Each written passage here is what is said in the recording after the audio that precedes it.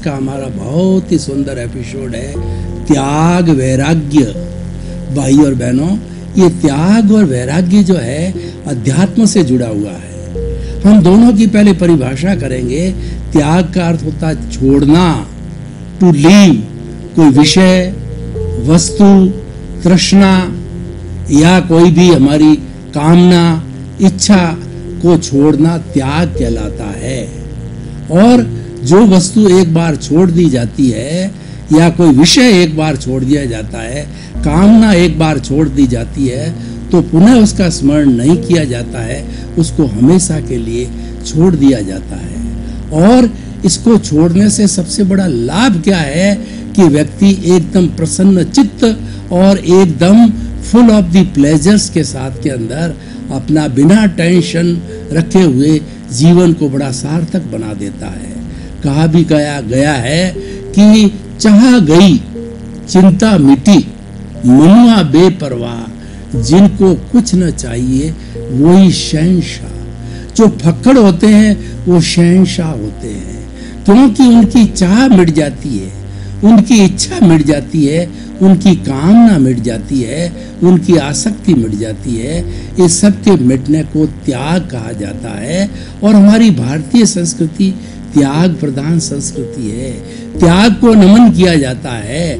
भारतीय संस्कृति का कोई भी ऋषि, महर्षि या सन्यासी होता है तो सबके लिए पूजनीय, वंदनीय और स्तुत्य होता है। चाहे कितना ही बड़ा कुबेरपति हो, चाहे भारत का राष्ट्रपति हो, प्रधानमंत्री हो, कितना भी प्रभावशाली, कितना ही बड़ा व्यक्ति हो, लेकिन उसको उस सन्यासी के पैरों में नमन करना पड़ता है। वो नमन उस सन्यासी को नहीं है, वो नमन उस त्याग को है, क्योंकि उन्होंने इच्छाओं को, कामनाओं को त्याग दिया है। वास्तव में देखा जाए तो मनुष्य जीवन के अंदर दुखी क्यों होता है?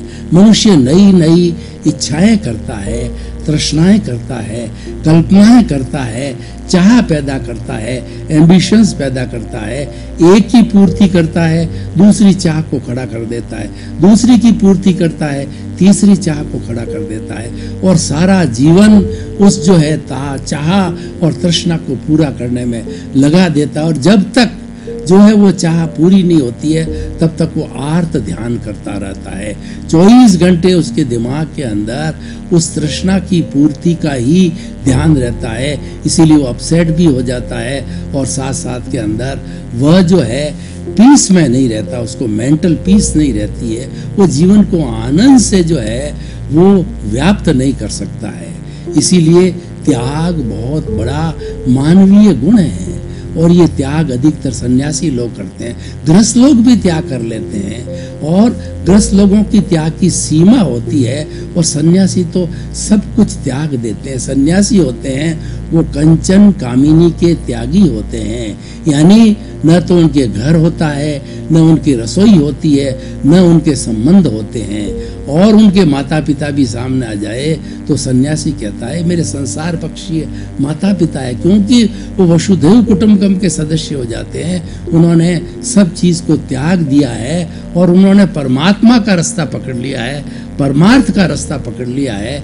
इसीलिए वसुधैव कुटुंबकम के सदस्य है। वो तिन्नाणम तार्याणम हो जाते हैं, स्वयं तरते हैं संसार सागर से और दूसरों को तारने के लिए ज्ञान बांटते हैं, ज्ञान का अर्जन करते हैं और ज्ञान को बांटते हैं और सभी भवी जीवों का वो कल्याण करते हैं। तो त्याग एक बहुत बड़ा गुण है।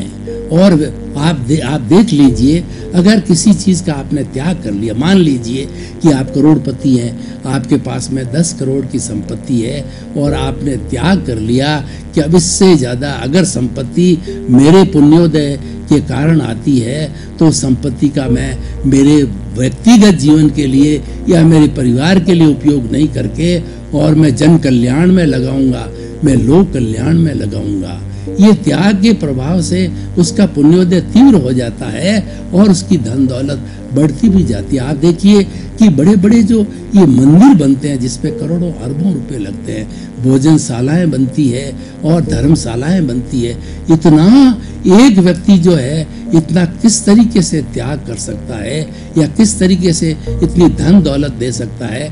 तो उसके लिए जो त्यागी पुरुष होता है है जिसके मन के अंदर कामना होती है मंदिर बनाने की, तो शासन देवी देवता होते हैं, सुपात्र को जो है वो धन देते हैं, क्योंकि वो धन का दुरुपयोग नहीं करता है, धन का उस मंदिर के निर्माण में सदुपयोग करता है, इसलिए उसकी संपत्ति बढ़ती रहती है और उस बढ़ी हुई संपत्ति को वो जन कल्याण में, मंदिर के निर्माण में लगाता है।